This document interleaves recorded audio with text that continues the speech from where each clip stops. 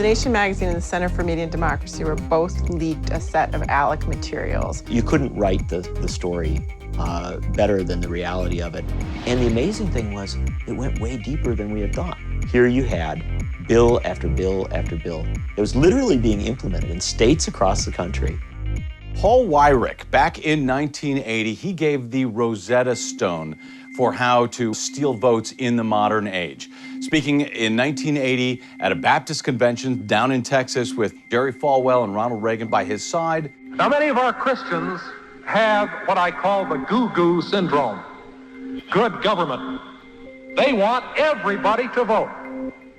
I don't want everybody to vote. Elections are not won by a majority of people. They never have been from the beginning of our country, and they are not now.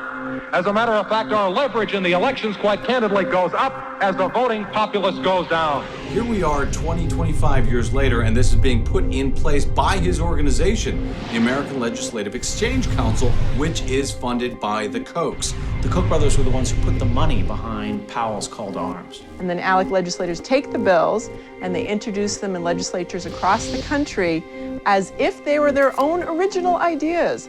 The Center for Media and Democracy set up ALEC Exposed, a website sharing ALEC's model legislation with expert analysis. This made it possible for others to join the fight against ALEC.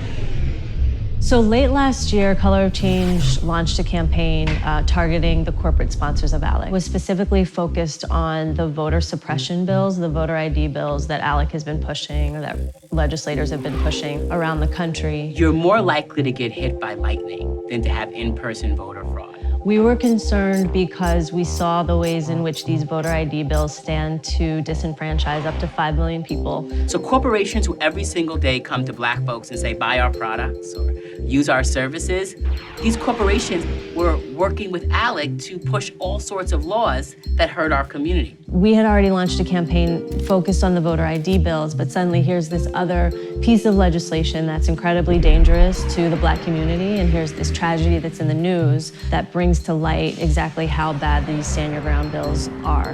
The law that was shielding George Zimmerman, the killer of Trayvon, from being arrested was an ALEC law. And so as our members are standing up and chanting justice for Trayvon, we were talking to these corporations. We wanted them to leave ALEC. It was time to escalate on Coke. We gave Coke 48 hours. Coke ignored us. So we went out to our members 48 hours later and started having them make phone calls. We also went to the press and started a conversation there. Within 5 hours of our members calling Coca-Cola, Coke left ALEC. Over the course of the next several weeks, a number of other corporations started to drop.